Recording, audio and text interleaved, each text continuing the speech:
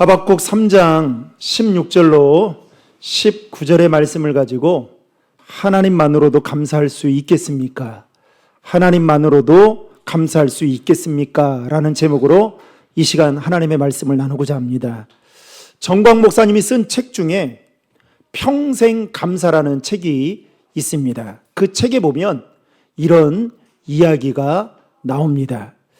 이미지 하나 띄워주시면, 옛날에 두 마을이 나란히 살고 있었습니다. 한 마을은 감사촌이라 불리는 마을이고 또 다른 마을은 불평촌이라 하는 마을이 있었습니다. 불평촌에 사는 사람들은 봄부터 겨울까지 계절이 바뀔 때마다 매사에 늘 불평하며 살았습니다. 봄에는 황사 때문에 먼지가 있다고 많다고 불평하고, 여름에는 너무 덥고 모기가 많다고 불평하고, 가을에는 떨어지는 낙엽이 정신사납다고 불평하고, 겨울에는 춥고 눈이 많이 온다고 불평했습니다. 심지어 불평촌에 사는 사람들은 좋은 일이 생겨도 혹시나 잘못될까 봐 걱정하며 불평을 늘어놓았습니다. 반대로 감사촌에 사는 사람들은 어떤 상황이든지 감사했습니다.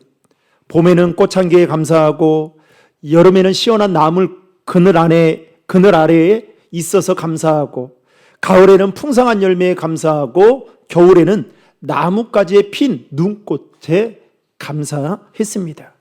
하루는 불평촌에 사는 사람들이 감사촌에 사는 마을로 놀러를 가게 되었습니다. 그러면서 그들이 하는 말을 들어보니 하루 종일 감사촌에 사는 사람들이 하는 말은 마치 이구동성 합의라도 마친 것처럼 종일 감사합니다 라는 말을 늘어놓았습니다. 불평촌에 사는 사람들이 감사촌에 사는 사람들의 말을 들으니까 참 이해가 되지 않았습니다. 그럼에도 불구하고 하루 종일 그 말만 듣고 집에 도착해서 불평촌에 사는 어떤 한 사람이 가족에 가서 이렇게 말을 했다고 합니다. 오늘 감사촌에 갔다가 얻어먹은 것이 하나도 없는데 괜히 감사만 실컷 하고 왔네, 이렇게 말했다고 합니다. 여러분, 이 이야기가 우리에게 무엇을 말하고 있는 걸까요? 불평도 습관이고 감사도 습관이다라는 것입니다. 불평하는 사람은 모든 것을 불평할 거리로 보고 항상 불평합니다. 반대로 감사하는 사람은 모든 것을 감사의 조건으로 바라보고 감사의 말을 한다는 것입니다.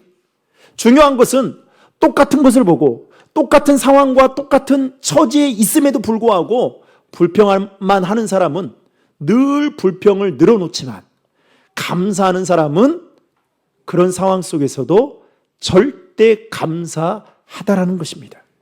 성경에도 보면 이스라엘 백성들은 불평하는 습관을 가지고 있었습니다. 그들은 430년 동안 애굽의 노예로 생활하면서 한마디로 말하면 짐승처럼 취급받는 삶을 살았습니다. 그러나 하나님은 그들을 긍휼히 여기셔서 자유의 신분으로 해방시켜 주셨습니다. 이것이야말로 은혜였고 그리고 감사해야 할 일이었던 것이죠. 게다가 이스라엘 백성들은 출애굽하는 그 과정 속에 홍해를 만나게 되었습니다. 그럼에도 하나님은 모세의 지팡이를 통해 홍해를 가르는, 그래서 그들이 안전하게 건너갈 수 있도록 기적을 행해 보여주셨습니다. 그 기적을 보고 이스라엘 백성들은 감사했습니다. 게다가 이스라엘 백성들은 40년 광야 생활을 하면서 하나님이 내려주시는, 그들이 수고하지 않아도 먹을 수 있는 만나를 얻어 먹었습니다. 그 만나를 하나님이 주셨을 때에 그들은 이렇게 감사합니다. 그 맛이 꿀 섞은 과자 같다라고 말합니다. 그러면서 감사합니다. 그런데 시간이 지나면서 그 꿀 섞은 과자와 같은 그 만나가 여러분 어떻게 바뀐지 아십니까? 민수기서 11장 8절의 말씀을 우리 다 함께 읽겠습니다. 백성이 두루다니며 그것을 거두어 맷돌에 갈기도 하며 절구에 찢기도 하고 가마에 삶기도 하여 과자를 만들었으니 그 맛이 기름 섞은 과자 맛 같았더라. 아멘.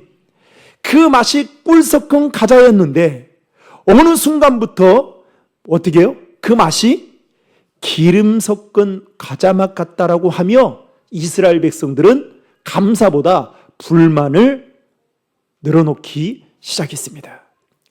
거기서 멈추지 않습니다.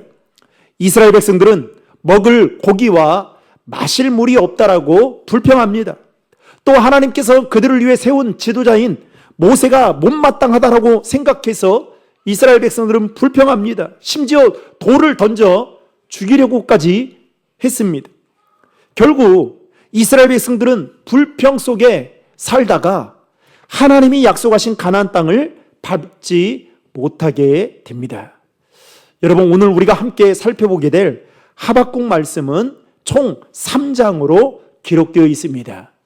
특별히 하박국서 1장부터 3장, 오늘 우리가 읽었던 본문 앞까지를, 전반부까지를 보면 하박국 선지자와 하나님과의 대화를 나누었던 내용이 소개가 되고 있습니다. 그리고 오늘 읽었던 16절부터 19절까지는 하박국 선지자가 하나님께 올려드리는 내용이 소개가 되고 있습니다.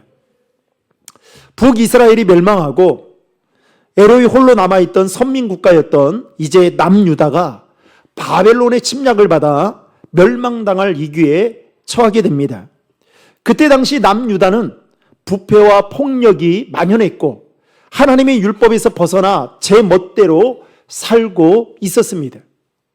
그런데 바로 그때 하박국 선지자는 하나님으로부터 끔찍한 말을 듣게 됩니다. 그 말씀은 바벨론이 남유다를 머지않아 치러 오게 될 것이고 그로 인해 남유다는 뿔뿔이 흩어지게 되면서 그들은 포로로 끌려가게 될 것이다라는 엄청난 듣고 싶지 않은 그 말을 하박국 선지자는 듣게 됩니다. 그 말을 듣자 오늘 본문 16절에 보면 하박국 선지자의 마음의 상태를 이렇게 표현하고 있습니다. 여러분 16절의 말씀을 다 함께 읽겠습니다. 내가 들었으므로 내 창자가 흔들렸고 그 목소리로 말미암아 내 입술이 떨렸도다. 무리가 우리를 치러 올라오는 환난 날을 내가 기다림으로 썩이는 것이 내 뼈에 들어왔으며 내 몸은 내 처소에서 떨리는 도다. 아멘.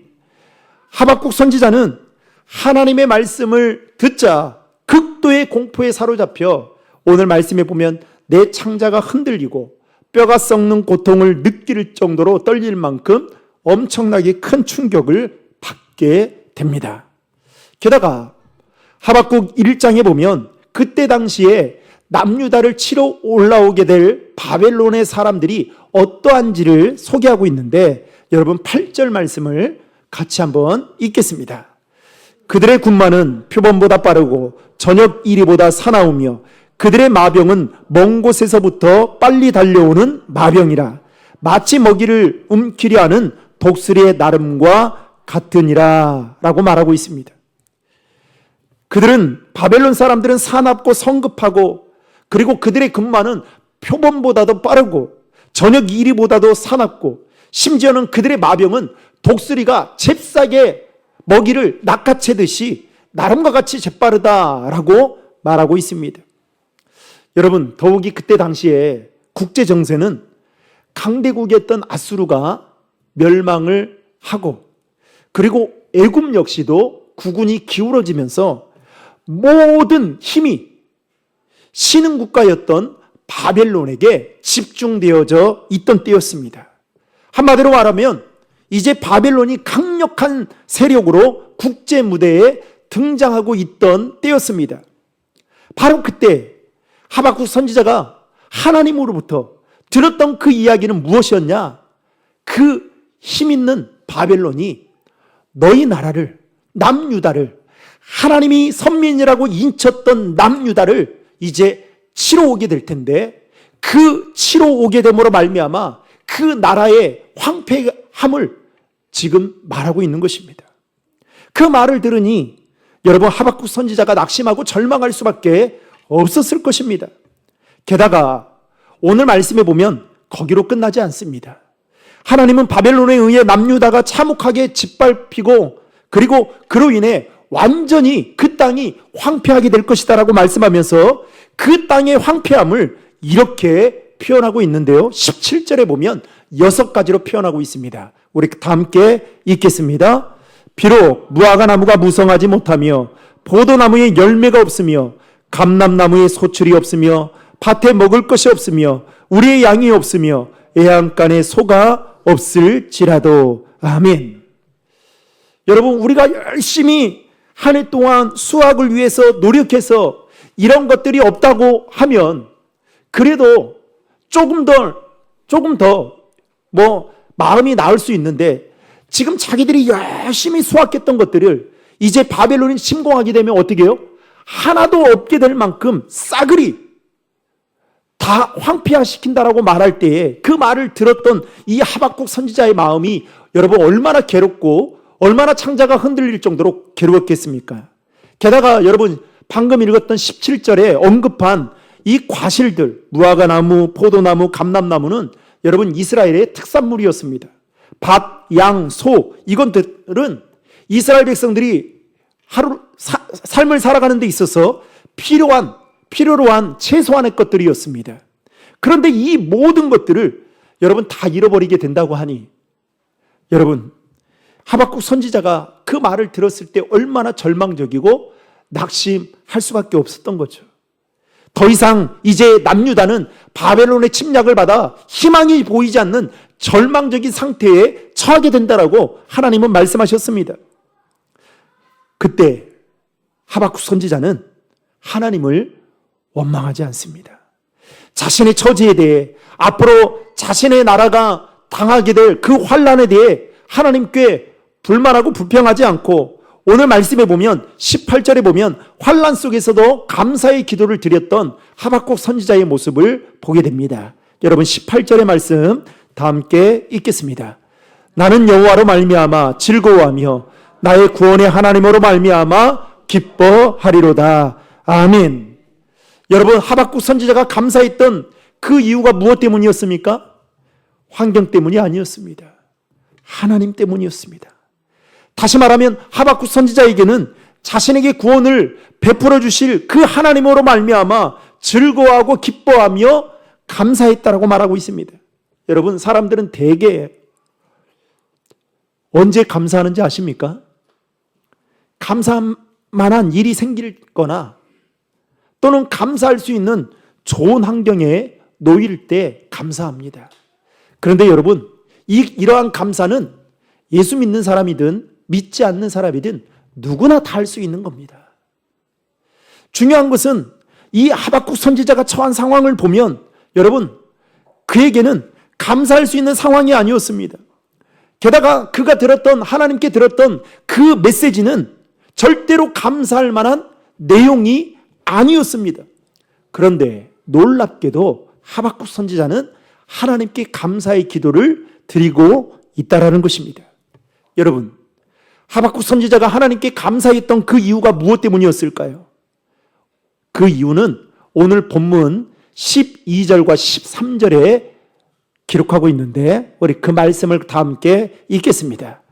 주께서 노를 바라사 땅을 두르셨으며 분을 내사 여러 나라를 밟으셨나이다. 주께서 주의 백성을 구원하시려고 기름 부음 받은 자를 구원하시려고 나오사 악인의 집에 머리를 치시며 그 기초를 바닥까지 드러내셨나이다. 아멘. 여러분 하나님께서 분노를 내사 여러 나라를 밟으신다라고 하셨는데 그 나라의 대상이 누구냐? 남유다가 아니라는 거예요. 남유다를 핍박하고 압제하고 공격하는 그 이방 나라를 철저하게 파괴하실 거라는 그 의미로 하나님이 이렇게 말씀하고 계신 것입니다. 그러면서 하나님이 그렇게 하시는 그 이유에 대해 여러분 13절에 뭐라고 말합니까? 주의 백성을 뭐 하려고요? 구원하시려고. 또 기름 부음 받은 자를 뭐 하시려고요? 구원하시려고 하나님이 하신다라는 이 하박국 선지자가 그 말을 듣고 감사했던 것을 보게 됩니다. 하박국 선지자는 하나님께 어느 때까지 이 고통 가운데 있겠습니까? 라고 질문했을 때에 하나님은 하박국 선지자에게 너희가 바벨론 포로로 끌려가게 될 텐데 정한 기한이 되면 내가 다시 그들의 압제에서 너희들을 풀어내고 너희들의 본국으로 돌아오게 될 것이다 라고 말씀합니다. 그러면서 그 이유에 대해서 오늘 말씀해 보면 구원받은 자 그리고 기름 부음 받은 자를 구원하기 위해서다라고 말씀하고 계십니다. 그리고 하나님은 이 말씀 그대로 그때 당시에 강대국이었던 바벨론을 이제 치십니다. 그리고 남유다 백성들은 70년 후에 자신의 본국으로 돌아오는 은혜를 누리게 됩니다. 그리고 하박국 선지자는 그 하나님의 구원하심을 노래하며 19절에 이렇게 고백합니다. 19절의 말씀 다 함께 읽겠습니다. 주 여호와는 나의 힘이시라. 나의 발을 사슴과 같게 하사 나를 나의 높은 곳으로 다니게 하시리로다. 이 노래는 지혜하는 사람을 위하여 내 수금에 맞춘 것이니라. 아멘. 하박국 선지자는 하나님은 자신에게 있어서 힘이다라고 말씀하시면서 동물 하나를 언급합니다. 사슴이라는 동물을 언급합니다. 사슴이 날렵한 다리로 험한 절벽과 굽은 골짜기와 그 높은 곳을 껑충껑충 자유롭게 뛰어넘는 것처럼 하나님은 험한 인생길에도 우리를 사슴과 같이 안전하게 인도해 주실 것이다 라는 뜻으로 하박국 선지자는 이와 같은 고백을 하고 있는 것을 볼 수 있습니다. 여러분, 하박국 선지자가 당면한 현실은 한마디로 암울했습니다. 우리의 삶에도 때론 암울할 때가 있습니다. 상황과 환경이 좋지 않거나 내가 가진 것이라고는 아무것도 없을 만큼 우리의 삶이 때로는 절망적일 때가 있습니다. 그러나 하나님은 오늘 하박국 선지자는 그 하나님을 구원을 베푸시는 그 하나님을 생각하며 낭망하지 않고 이렇게 고백합니다. 그로 인하여 즐거워하고 기뻐한다라는 것입니다. 여러분, 감사하며 산다는 것 생각처럼 쉽지 않습니다. 왜 그럴까요? 우리 마음에 하나님께서 주신 그 은혜를 은혜로 여겨야 되는데 우리는 그 은혜를 마치 내 노력으로 이룬 것처럼 착각하기 때문에 그렇습니다. 게다가 하나님이 주신 은혜를 당연하게 여기는 마음을 갖고 있기 때문에 그렇습니다. 여러분, 은혜라는 것은 거저 주신다라는 뜻을 가지고 있지만 여러분, 거저 주시기 위해서는요, 우리의 노력도 필요해요. 사모하는 마음이 필요하고 그거에 대한 간절함이 필요합니다. 그런데 우리는 어떻게 해요? 그 하나님의 그 비싼 은혜, 세상에서도 얻을 수 없는, 공급받을 수 없는 그 은혜를 값싸게 생각합니다. 또 지금 현재 내가 가지고 있는 것보다 가지지 못한 그 부족한 부분을 더 크게 바라보는 그 경향 때문에 때로는 감사하지 못할 때가 있습니다. 더 중요한 것은 여러분, 우리는 교만해서 하나님이 베풀어 주신 그 은혜를 빨리 잊어버리고 산다라는 것입니다. 그래서 여러분, 감사하며 산다는 거 생각처럼 절대로 쉽지 않습니다. 오늘 우리는 추수감사절을 지키며 이 시간 하나님께 예배를 드리고 있습니다. 추수감사절은 수학의 의미를 뛰어넘어 올 한 해 동안 하나님께서 우리의 삶에 베풀어 주신 그 은혜를 생각하며 드리는 절기입니다. 목사님, 우리는 농사도 안 짓는데 무슨 추수감사절이에요? 그렇게 말할 수 있겠지만 영적인 의미는 그렇지 않습니다. 그렇다면 지금 우리는 한 해 동안 주님께서 베풀어 주신 그 풍성한 은혜에 대한 감사의 마음을 가지고 예배를 드리고 있는지, 아니면 추수감사절을 지키면서도 감사해야 할 그 이유와 목적을 알지 못해서 기쁨이나 감격 없이 그저 감흥 없이 예배를 드리고 있지는 않는지 돌아보아야 한다라는 것입니다.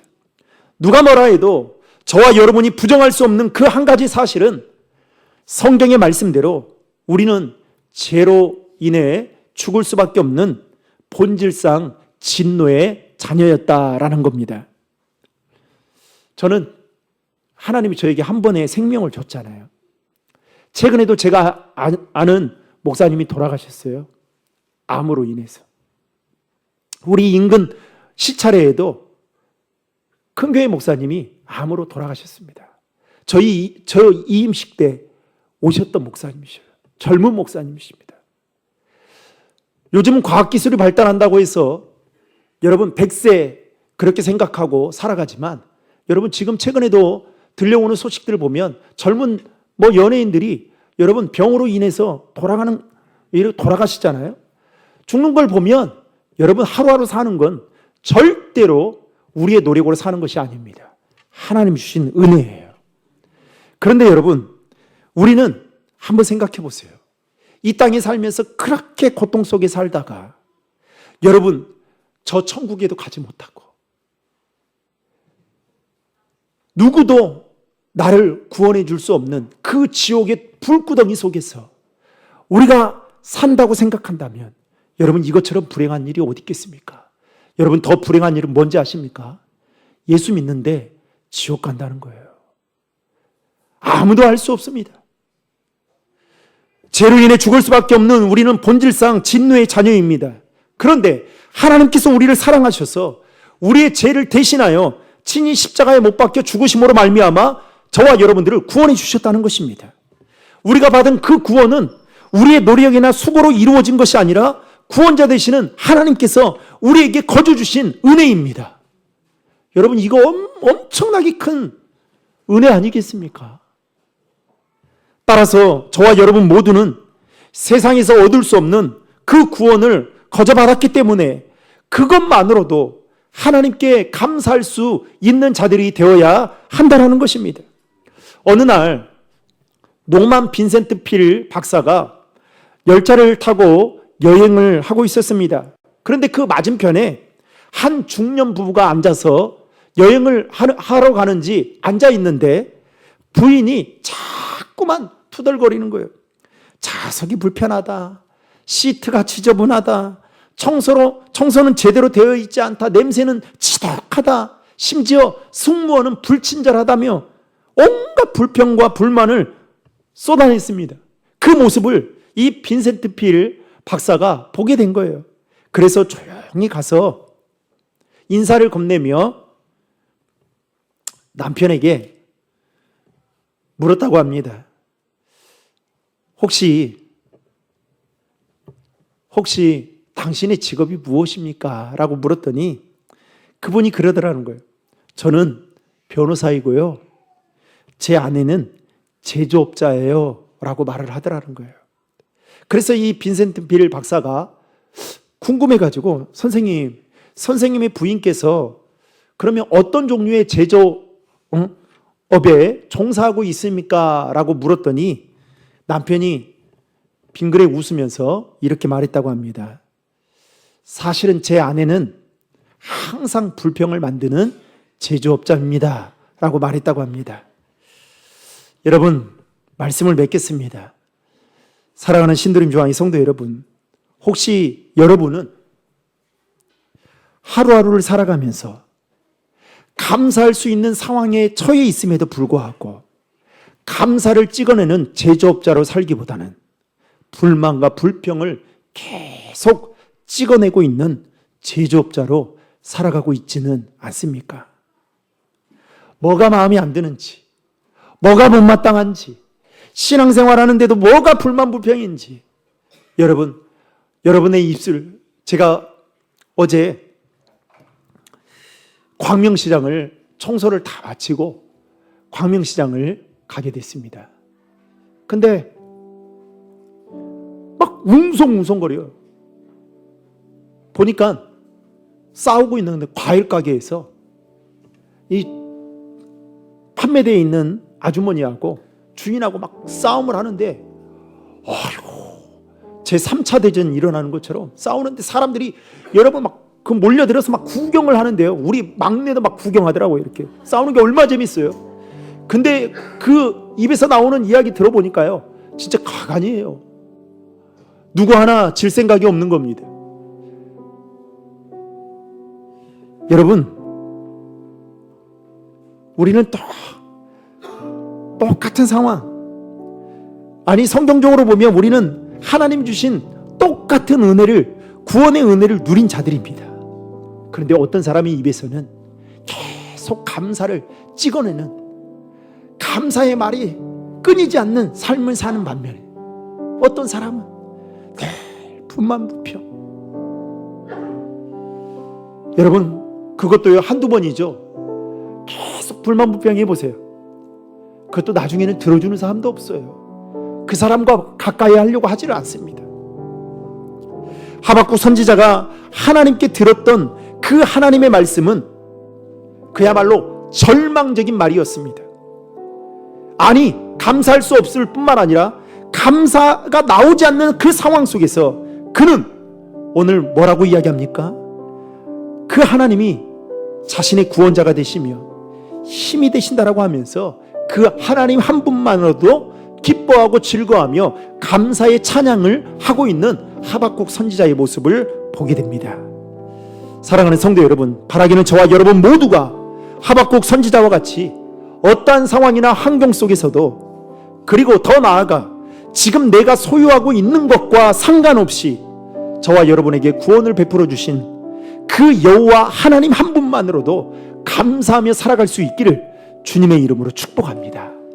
그것이 바로 추수감사절을 맞이하고 보내고 있는 이때에 하나님은 우리에게 원하시는 거룩한 뜻임을 알고 범사에 감사하며 하나님 한 분만으로도 감사하며 살아가는 우리 신도림 중앙의 모든 성도님들 되시기를 예수님의 이름으로 축원합니다.